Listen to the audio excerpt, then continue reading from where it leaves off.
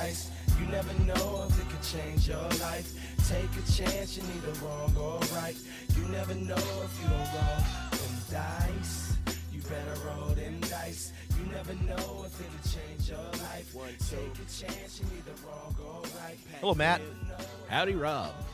And hello, listeners. Welcome back to Dungeon Master of None. This is a special Patreon episode where we're going to be doing some actual prep. We're going to be doing one of our beloved and patented on-air preparations. Matt and I have not been told the contents of our boxes, and we will be doing this for the first time as is presented to us. It's chopped, essentially. It's chopped. We are going to be talking about tonight designing a linear adventure. Now, don't turn off the podcast. Boo, linear adventure, tomatoes. terrible. Listen, some things are good when they are linear, Matt. Algebra, regressions, Sure. time, maybe. It depends on your perspective. Fighters, we like linear fighters. We do not like quadratic wizards. But on this pod, we have generally said that linear adventures are not so good. This falls into the realm of railroading. Actually, that's not true. We've been pretty neutral on both linear and railroading, contrary to the, I think, received wisdom of internet dungeon masters, which is that linear adventures and railroading are always bad. Actually, I think we have always had a more nuanced take on this, but it is these things are relatively unpopular for lots of reasons. Yeah, I think it comes down to the fact that, like, if you have infinite time and infinite, like, ideal situations with where you are in your campaign and your party, sure, plan out your situations and things for the players to encounter where everything can branch in a multitude of ways, and then maybe all come back together at one point if we're web mapping things out. But sometimes you're running a one shot, you just want your players to get from point A to point B, and it's okay, and it's not necessarily any of those bad things Rob mentioned to prep something linear. And I think, like, the challenge we can give ourselves in this actual prep is, can we prep a linear adventure that still promotes plenty of player agency? Like, we're not just sort of saying, well, this is going to happen, and then, you know, this villain will emerge, and then the players must do this. Like, let's not take most of those things for granted. Right. Linear does not have to mean overly restrictive or boring, or that the players will not have any agency whatsoever. But Matt makes a good point. Sometimes you do need to move the plot or the adventure along. Sometimes players need to get from point A to point B, and that is often linear in fashion, right? And there's nothing wrong with that. Well, there doesn't have to be anything wrong. It doesn't have to be. Yeah, right. Sure. You can say it's like a slippery slope and all this, but, like, here, we'll get specific real quick here. But yeah, a theoretical example is that, you know, players are at point A in the encounter, and you can give them a choice, and, like, they can approach things in a number of different ways. That choice doesn't move them to a different part of the city than you had planned, or a different region, or a different node on your adventure web, or a different encounter. No, all choices go to the same encounter. Those choices still radically shape what's going to happen next. Right. That's a great way of putting it and thinking about it.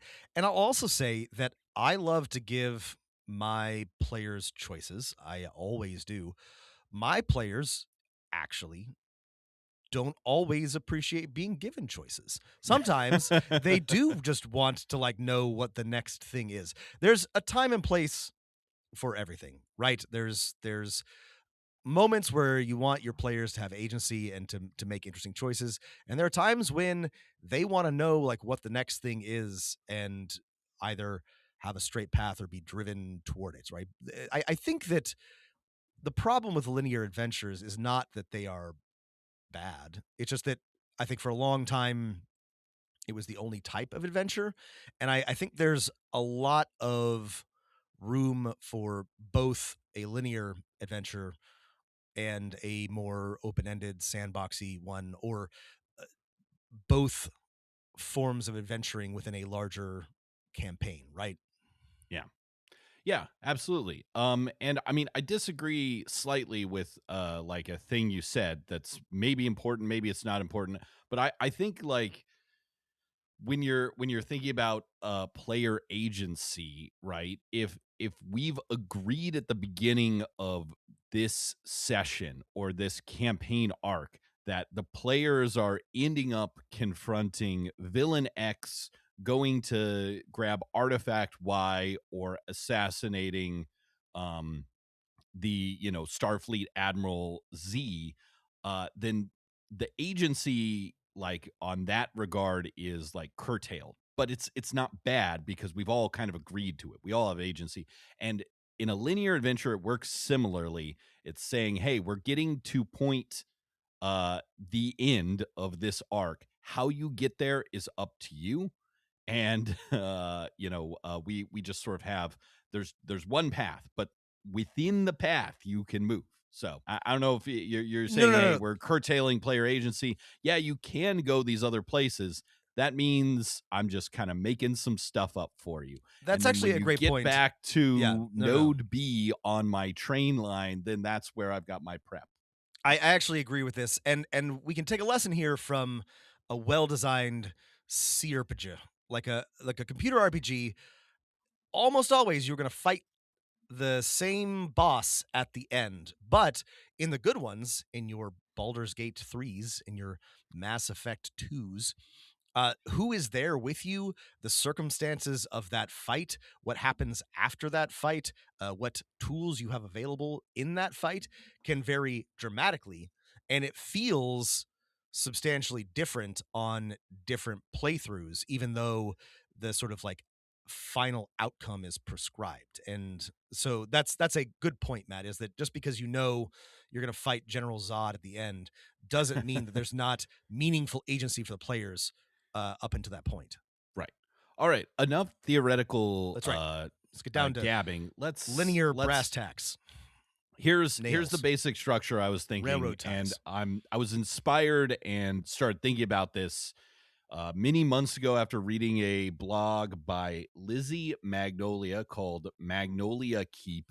So if you want to go there, like, hey, what's the like basic structure of A to B to C adventure? And she points to something we've both read a long time ago, Pathfinder 1E's Game Mastery Guide for Advice for Creating Linear Adventures. And so we both looked at this before prepping. And if you want to look at that too, if you're like, yeah, I want to prep along with you guys and put down a simple 1 or 2 session, kind of 3 to 5 encounter linear adventure, that's what we can do. And the idea is, if that's all you're going for, very simple. You need 3 sort of encounters, scenes, nodes in your adventure, which means you need 2 kind of linkage sets, right? To link A to B and B to C, A, B, C. So where do we want to start with prepping this? What's some ideas? I think it's probably a good idea with this one to start at the end, because maybe you've got Yeah. a cool idea. Yes. And you're like, hey, I can guarantee my players are going to get there before they go to any of my other prep. That's the advantage of the linear adventure.